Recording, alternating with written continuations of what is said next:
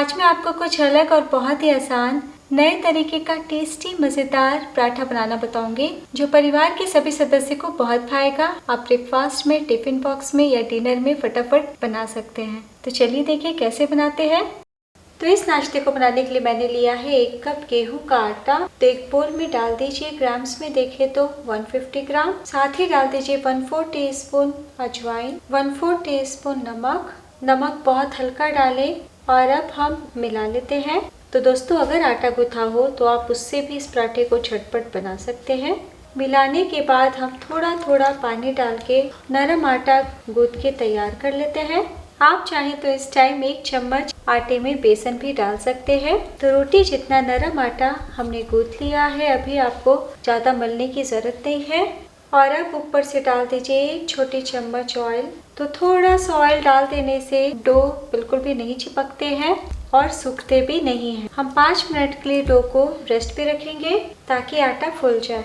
और अब यहाँ पे मैंने लिया है 4 मीडियम साइज का प्याज। तो आप छोटे प्याज या मीडियम साइज के प्याज का इस्तेमाल कीजिएगा, बिल्कुल भी बड़े प्याज का इस्तेमाल नहीं करें।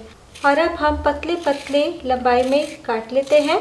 तो बस इतना ध्यान दीजिएगा कि प्याज को पतला ही काटें। तो देखिए हमने प्याज को काट लिया है। और अब एक बोल में डाल दीजिए कटे हुए प्याज। साथ ही डाल दीजिए 1 बारीक कटी हरी मिर्च, 2 से 3 कसा हुआ लहसुन। तो बिल्कुल भी जिंजर गार्लिक पेस्ट का इस्तेमाल नहीं कीजिएगा दोस्तों। और अब 2 चम्मच डाल दीजिए धनिया पत्ती। तो कई बार घर में धनिया पत्ती नहीं होती, तो ऐसे में आप 1 टीस्पून कसूरी मेथी डालिएगा। और अब हम हल्के फुल्के मसाले डालेंगे। तो डाल दीजिए 1/2 टीस्पून जीरा पाउडर, 1/4 टीस्पून गरम मसाला पाउडर, 1/4 टीस्पून काली मिर्च पाउडर, 1/2 टीस्पून चाट मसाला। और अब डाल दीजिए 1/2 टीस्पून कश्मीरी लाल मिर्च पाउडर। तो ये बहुत हल्का सा तीखा होता है। अगर बच्चों के लिए बना रहे हैं तो मिर्ची ना डालें, और अगर आप ज़्यादा स्पाइसी पसंद करते हैं तो मिर्ची और बढ़ा सकते हैं। और अब बहुत ज़रूरी है कि हाथों से सभी चीज़ों को मिला लीजिए ताकि प्याज के लच्छे सारे खुल जाए और मसाले प्याज में समा जाए। तो इस तरीके से मैश कर ले। ध्यान देने वाली बात, अभी हमें बिल्कुल भी नमक नहीं डालना है। अगर अभी डाल दीजिएगा तो प्याज से रस उनका बहुत अलग होने लगेगा। तो देखिए मसालों को मिला लिया है। और अब डाल दीजिए 2 मीडियम साइज के उबले हुए आलू। तो अगर आलू पहले से उबले हुए हो यानी कि ठंडे आलू हो तो ज़्यादा बढ़िया है। हम आलू को बारीक वाले छेद से कस लेते हैं। तो थोड़ा सा आलू डाल देने से टेस्ट भी बढ़ जाता है और बच्चों को भी बहुत पसंद आता है। अगर आप आलू नहीं डालना चाहते तो इस टाइम आप 2 से 3 चम्मच बेसन को भून के डाल सकते हैं। आलू को कसने के बाद वापस से प्याज में मिला लीजिए ताकि प्याज से जो भी रस अलग हो वो आलू सोख कर ले और बिल्कुल भी हमारा पराठा खराब नहीं हो।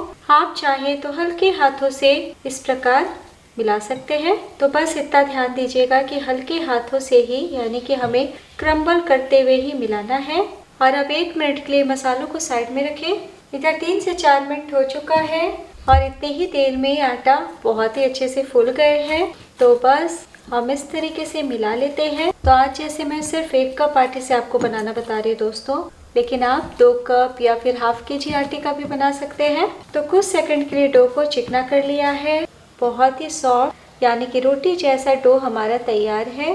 और अब किचन बोर्ड पे सूखा आटा छिड़कते हुए हम पूरे डो को इस तरीके से लंबाई में फैला लेते हैं और 3 भागों में बांट लेते हैं। हाथों से गोल करते हुए चिकना पेड़ा बना लेते हैं, यानी कि लोई बना लेते हैं। और अब एक बॉल लीजिए, सूखा आटा स्प्रिंकल करते हुए हम गोल बेल के तैयार कर लेते हैं। तो बार बार आपको आटा लगाने की ज़रूरत नहीं है। इसी तरीके से उलट पलट करते हुए हम बेल लेंगे। बहुत पतला आपको नहीं बेलना है। तो देखिए मोटी सी रोटी बेल के तैयार कर ली है। और अब हम मसाला स्टफ़ करेंगे। तो उससे पहले आखिर में डाल दीजिए स्वाद अनुसार नमक। और नमक डालने के बाद हल्के हाथों से मिला लें। तो नमक हल्का ही डालें क्योंकि हमने आटा डो में भी हल्का नमक डाला है, चाट मसाला में भी नमक होता है। और अब हम 2 चम्मच स्टफिंग एक भाग में फैला लेते हैं। तो अच्छे से स्टफिंग फैलाइएगा, बहुत ही मज़ेदार लगेंगे। तो देखिए एक भाग में हमने फैला लिया है, दूसरे भाग से अब हम पकड़ते हुए कवर कर देते हैं। किनारों से अगर हल्का फुल्का निकले तो टेंशन की बात नहीं है। और इस तरीके से हल्का सा हम दाब लेते हैं। तो स्टफ करने के बाद एक बार इस तरीके से नीचे से उठा ले ताकि बिल्कुल भी ना चिपके। और अब फोल्ड करने के बाद दोबारा 1 चम्मच स्टफिंग रखें ताकि पराठे बहुत ही स्वादिष्ट चटपटे बने, कहीं से फीका फीका ना लगे।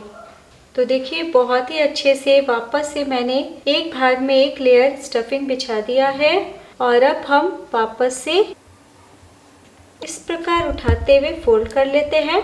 तो चारों तरफ से खुला हुआ है, मैं आपको दिखा देती हूँ, फिर भी घबराने की ज़रूरत नहीं है। इस तरीके से हम दबा लेते हैं। और अब बहुत ज़रूरी है कि हल्का सा हम सूखा आटा लगाते हुए बेलें ताकि बिल्कुल भी ना फटे। तो हमने पहले ही रोटी बेल के तैयार कर ली है, उसके बाद हम तिकोना पराठा बना रहे हैं, इसलिए हल्का हल्का बेलन चलाते हुए बस फैला लेते हैं इस प्रकार। तो ये पराठे थोड़े मोटे ही बनते हैं, तभी अच्छे लगेंगे। तो देखिए हमने वापस से फैला दिया है। तो तब तक बेले जब तक ऊपर से आपको प्याज ना दिखने लगे। जब आपको पराठा बनाना हो तभी स्टफ कीजिएगा और ये पराठे थोड़े मोटे ही अच्छे लगते हैं। चलिए फटाफट हम सेक लेते हैं। पराठे सेकने के लिए यहाँ पे मैंने तवा चढ़ाया है। तवा मीडियम गर्म होना चाहिए। तो थोड़ा सा ऑयल हम चारों तरफ लगा देते हैं ताकि बिल्कुल भी ना चिपके। लोहे के तवे में भी बहुत ही आसानी से बन जाएंगे। तो बस धीरे से हम पराठे को डाल देते हैं। फ्लेम को हम लो टू मीडियम कर देते हैं। अगर आपका तवा तेज गरम है तो बिल्कुल धीमी आंच रखिएगा। 1 मिनट इसी तरीके से पकने दें, उसके बाद ही हम पलटी करेंगे। और तब तक हम दूसरे पराठे बेल के तैयार कर लेते हैं। तो 1 मिनट पका लेने के बाद हम पलटी कर लेते हैं और इसी तरीके से लो टू मीडियम फ्लेम या फिर लो फ्लेम पे आहिस्ता आहिस्ता पका लेते हैं। तो बीच बीच में इस तरीके से दबाते हुए सेकें ताकि कहीं से कच्ची कच्ची ना रहे। और अब आप अपनी इच्छा अनुसार घी या ऑयल लगा सकते हैं। और अब हम पलटी कर लेते हैं। तो फ्लेम को थोड़ा सा बढ़ा दें। तो अगर आप घी तेल नहीं लगाना चाहते तो इसी तरीके से करारा सेक सकते हैं, तब भी बहुत टेस्टी लगेंगे। बहुत ही अच्छे से रोस्ट हुए हैं। 3 मिनट का टाइम लग जाएगा। दूसरी तरफ पे हम थोड़ा ऑयल लगा देते हैं और पलट लेते हैं। तो जब अच्छे से पक जाए तभी ऑयल लगाइएगा। तो उलट पलट करने में कोई परेशानी नहीं आएगी और ना ही प्याज पराठे से बाहर निकलेगा। आपने देखा स्टफिंग हमने बहुत ही अच्छे से भर भर के डाला है। और अगर बच्चों के लिए बना रहे हैं तो सिर्फ सिंगल स्टफिंग ही कीजिएगा दोस्तों, यानी कि हमने जब एक स्टफ़ किया था फिर फोल्ड करके स्टफ़ किया था, तो सेकंड स्टेप नहीं कीजिएगा। तो बहुत ही अच्छे से कोने कोने दबाते हुए सेक लिया है और कहीं से कच्ची कच्ची नहीं है। तो बस गर्मा गर्म प्लेट में निकाल लें।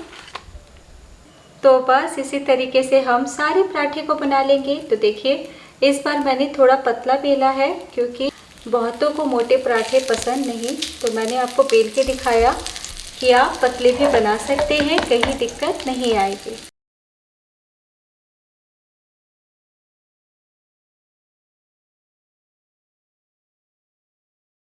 तो बारिश के मौसम में हरी सब्जी महंगी हो जाती है या बच्चे हरी सब्जी नहीं खाना पसंद करते कई बारी, या फिर हम बड़ों को भी कुछ अलग आसान नाश्ता खाने का मन होता है। तो ऐसे में आप बहुत ही टेस्टी चटपटा इस पराठे को बना सकते हैं। परिवार के सभी सदस्य को बहुत भाएगा। तो सारे पराठे हमने बना लिए हैं, सर्व कर लेते हैं।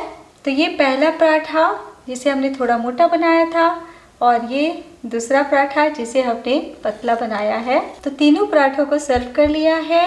तो आज मैं दही के साथ सर्व कर रही हूँ, जिससे स्वाद और दुगना हो जाएगा। आप अचार, चटनी, गर्मा गर्म चाय कैसे भी खा सकते हैं। तो ये ऐसे पराठे की रेसिपी है जिसे खाने के बाद आपको बिल्कुल भी बाज़ार का नाश्ता खाने का मन नहीं करेगा और हेल्दी के साथ स्वादिष्ट भी है। और जैसा मैंने कहा है कि आप और भी कम ऑयल का इस्तेमाल कर सकते हैं। तो दोस्तों वीडियो अच्छी लगी हो तो लाइक कीजिए, कमेंट कीजिए और घर का जायका चैनल को ज़रूर सब्सक्राइब कीजिए। और अब मैं आपको दिखाती हूँ कि बहुत ही ज़्यादा सॉफ्ट है, देखिए। और आप अंदर से लेयर भी देख सकते हैं, कोने कोने तक मसाले भरे हुए हैं। जो हमने कच्चा प्याज डाला था वो भी भाप से 50% कुक हो गए हैं। और थोड़ा सा आलू डाला है जिससे स्वाद और बढ़ गया है। तो आप इस तरीके से ब्रेकफास्ट में, लंच बॉक्स में, डिनर में कभी भी बना सकते हैं। सभी को इतना पसंद आएगा कि आप बार बार बनाना पसंद करेंगे। तो एक बार बनाना तो बनता है। कैसा बना ये ज़रूर बताइएगा।